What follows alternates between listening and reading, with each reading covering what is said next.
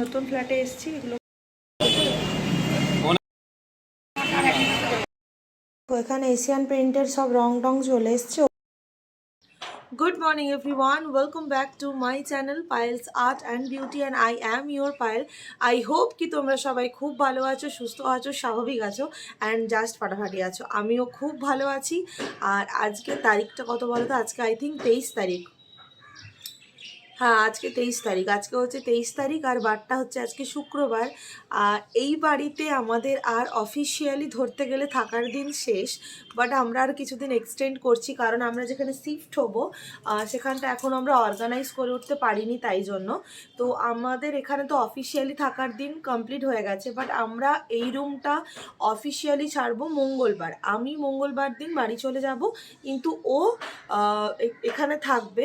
ওর মানে দেখো, এখানে যেহেতু সব কিছু সেট আপ করাই ছিল, তো ওর এখান থেকেও সব কিছু সুবিধা হবে, তাই জন্য এখানে আর কটা দিন স্টে করে 29th ও অফিসিয়ালি রুমটা ছেড়ে দিচ্ছে। তো ওয়েট, সকাল থেকে কিচ্ছু খাইনি, মানে আমার বডি না পারমিট করছে না। দেখো, ব্লগিংয়ে তো সব কিছু দেখানো যায় না। একটা 14-15 মিনিটের ব্লগে আমি বড় জোর কতটা দেখাতে পারবো? মানে দিনের কাজগুলো তো আর সব দেখানো যায় না। মানে এত হেক্টিক ডে যাচ্ছে, এত চাপ যাচ্ছে, আমার বডি ভেতর থেকে রেসপন্স করছে যে না, এবার থামতে হবে, শরীরকে বিশ্রাম দিতে হবে। বাট প্রচণ্ড চাপে আছি এখন, সেটা করার সুযোগ নেই। তো চলো আজকে দিনটা স্টার্ট করি। এখনো তো বলিনি আমরা কোথায় যাচ্ছি, সেটা বলবো, ডেফিনেটলি সেটা বলবো। আজকে আবার বাপি আসছে, তো বাপি আসছে, বাপির সঙ্গে একটু বেরোতে হবে আজকেও। বাপি কালকেই গেছে মা বাবা বাড়ি, আজকে আবার আসছে বাপি। বাপির সঙ্গে একটু বেরোতে হবে, কাজ আছে। তো চলো আজকে ব্লগটাকে স্টার্ট করা যাক, অ্যান্ড আই হোপ তোমাদের ভিডিও দেখতে ভীষণ ভালো লাগবে।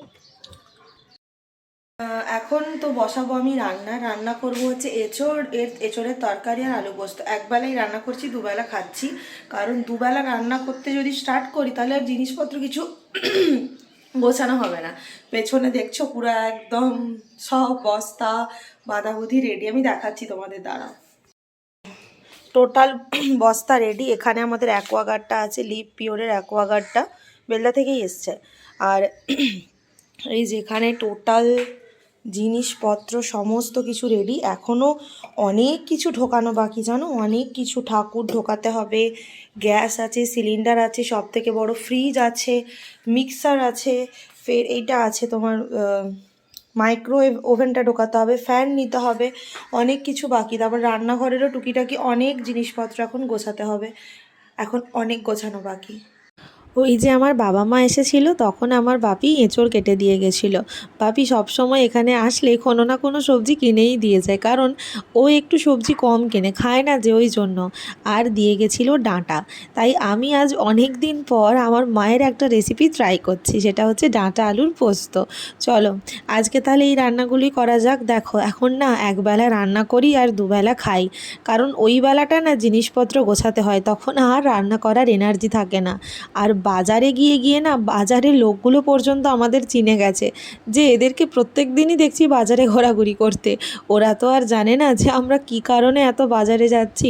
যাই হোক, রান্নাটা বসিয়ে দিয়েছি। প্রথমেই একদম গরম তেলের ওপরে আলু আর ডাঁটাগুলোকে নুন দিয়ে ভালো করে ভেজে নিতে হবে, দিয়ে অল্প একটু ঢাকা লাগিয়ে লাগিয়ে সেদ্ধ করে নিতে হবে।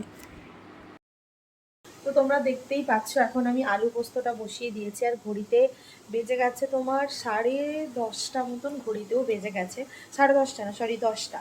আর আমার বাপি আজকে আসছে, যেমনটা আমি বললাম যে বাপি আজকে আসছে। তো বাপিরা পৌঁছবে বললো 11:30টার দিকে। তো ফাইনালি গুড নিউজটা আমি রিভিল করতে চাই, আর কালকে ওই বিগ ডে কমপ্লিট হয়ে গেছে।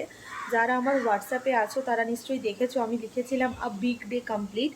এর মানেটা হচ্ছে যে আমরা কলকাতার বুকে নিজেদের একটা স্থায়ী বাসস্থান তৈরি করতে পেরেছি। সবটাই পসিবল হয়েছে আমার হোল এন্টায়ার ফ্যামিলির জন্য। শ্বশুরবাড়ি বাপের বাড়ি বোথ আর ইনক্লুডেড, মানে সবার জন্যই এটা পসিবল হয়েছে। শুধু আমরা দুজন হলে কখনোই হয়তো পসিবল হতো না, না কখনোই বলবো না, ডেফিনেটলি পসিবল হতো, বাট সেটা হয়তো অনেক টাইম টেকেন ব্যাপার। আমার দুই বাড়ির অনেক সহযোগিতায় ফাইনালি আমরা একটা কলকাতার বুকে নিজেদের বাসস্থান তৈরি করতে পেরেছি। ইয়েস, আমরা ফ্ল্যাট কিনেছি। আর গুড নিউজটা তোমাদের দিচ্ছিলাম না, কারণ যতক্ষণ না কাজটা হচ্ছিল আমি চাইছিলাম না এই নিউজটা রিভিল করি। কাজটা খুব ভালোই হয়ে গেছে।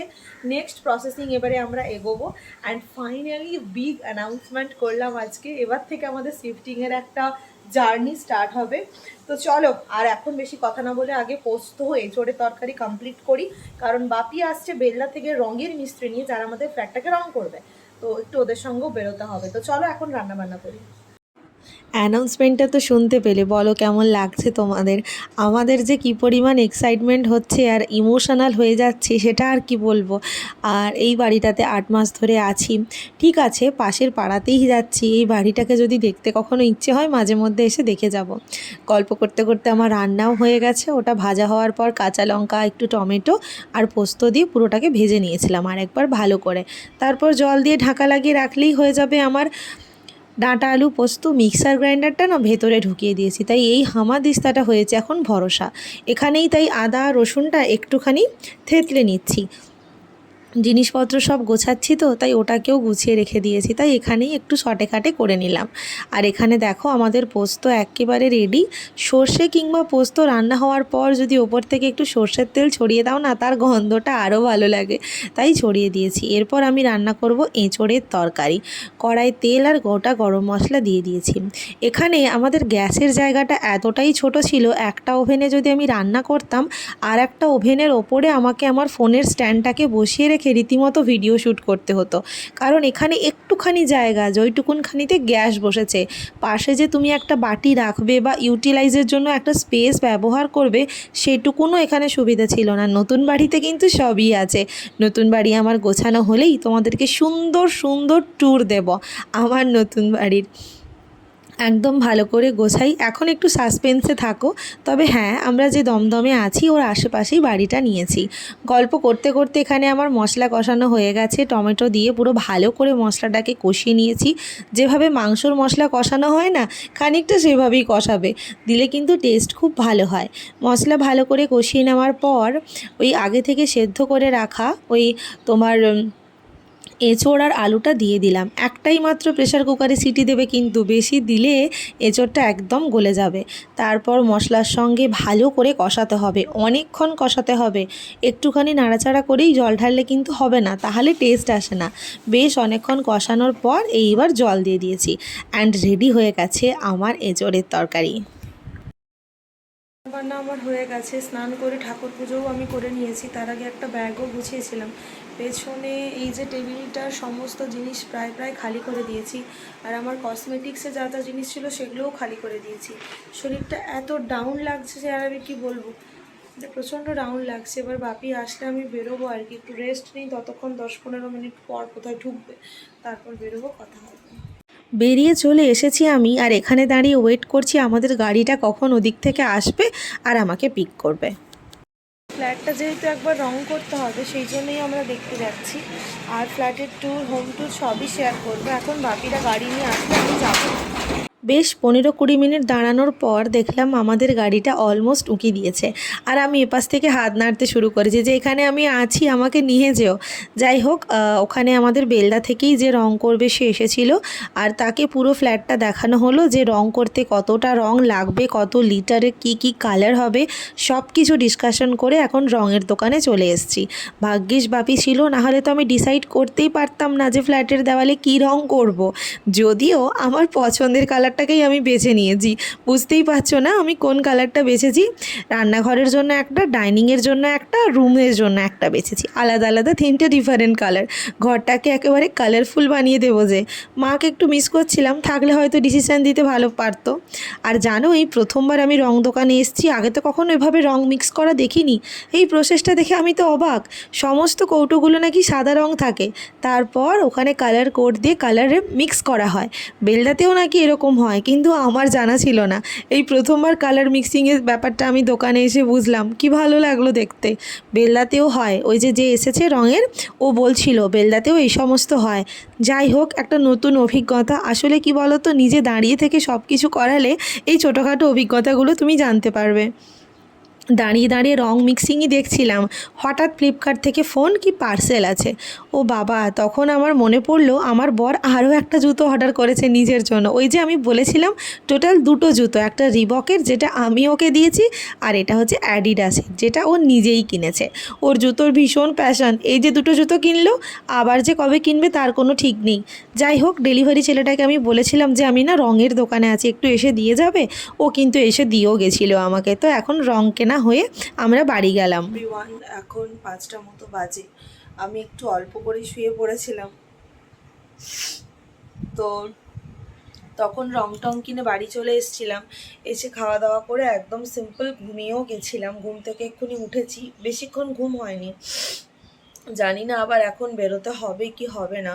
রং মিস্ত্রি তো আমাদের বেলদা থেকেই এসছে, তো এখন বেরোতে হবে কি না জানি না। দেখি যদি বেরোতে হয়, জানি না কি হবে। তো চলো দেখি এখন কি করি। তো এখানে এশিয়ান পেইন্টের সব রং টং চলে এসছে, ওপরে পুট্টি আছে, তারপর এখানে যে ব্রাশ ফ্রাশ ইত্যাদি আছে। আর এই হচ্ছে আমাদের সামান, সকালে দেখিয়েছি। এই ভাগ্যিস বাপি এসেছিল, না হলে সত্যি এত কাজ একসাথে পসিবল হতো না। আমি তো হরবড় হয়ে যেতাম, আর ও তো অফিস, আমি একা কিছুই পারতাম। দেখো পারতাম হয়তো, বাট আলটিমেট ডিসিশনে না খুব দরকার। যেমন আজকে কালার চুজ করার সময় ডিসিশন হলো যে এইটা, এবার আমি একা কি ডিসিশন নিতাম। তো যাই হোক, এখন আমার বেরোতেই হবে, কারণ ফ্যান কেনার আছে। ফ্যানটা আমরাই কিনছি, তো ফ্যানটা কিনতে যাবো। এই যে ডিসিশন মেকার আমার বাপির সাথে ফ্যান কিনতে যাবো। বাড়ি সাজিয়ে তোলা তো আর কম ব্যাপার নয়, বাড়ির প্রত্যেকটা খুঁটিনাটি জিনিস চাই, যতই ফ্ল্যাট হোক না কেন। একটা সংসারে আমাদের বাড়িতে যা যা নিত্য প্রয়োজনীয় জিনিস থেকে শুরু করে সব কিছুই কিন্তু ফ্ল্যাটে চাই। হ্যাঁ, ফ্ল্যাটের জায়গাটা হয়তো একটু ছোট, কিন্তু চাই তো সবই। তাই আমরা এখন এসেছি ফ্যান কিনতে, আর ফ্যান কিনতে এসেও কিন্তু নিজের একটা পছন্দের কালারকে খুঁজে পেয়ে গেছি। হ্যাঁ, একেবারেই নীল রং নয়, তবে ওরই সাবস্টিটিউট বলতে পারো। আমরা দুটো ফ্যান নিয়েছিলাম বাজাজের, আর একটা ফ্যান নিয়েছিলাম হ্যাভেলসের। তো 3টে টোটাল ফ্যান নিয়েছিলাম আমরা। 3 জায়গায় ফিক্সড করব বলে, যেদিন ফ্যান টাঙানো হবে সেদিন তোমাদেরকে শেয়ার করব। জানো, রবিবার দিন আমাদের শিফটিং আছে। এই বাড়িটায় কিন্তু রবিবার থাকার দিন আমাদের শেষ, কিন্তু আমার বর তাও 2 দিন এক্সটেন্ড এখানেই করে যাবে। তো চলো ফ্যানগুলো নিয়ে এখন ফিরি। এই ফ্যানগুলো কিনে এখন নতুন ফ্ল্যাটে এসেছি, এগুলোকে রেখে যাব। ফ্ল্যাটটা কোথায় আছে কি না আছে ওগুলো সব পরে বলবো আস্তে আস্তে, আপাতত জিনিসগুলো নিয়ে ওপরে যাই। অ্যান্ড আজকের ব্লগটাকে এখানেই এন্ড করছি। দেখতে পাচ্ছ দিনের বেলা হয়ে গেছে, কালকে রাত্রিবেলা এসে না ব্লগটা এন্ড করতে আর একদম পারিনি, এত টায়ার্ড ছিলাম, মানে এতটা টায়ার্ড ছিলাম। তো ফাইনালি আজকে ব্লগটাকে এখানে এন্ড করছি। আজকে হচ্ছে শনিবার, আর ব্লগটাকে এখানে এন্ড করছি। দেখা হচ্ছে রবিবার দিনের একটা নতুন ভিডিও নিয়ে সোমবার।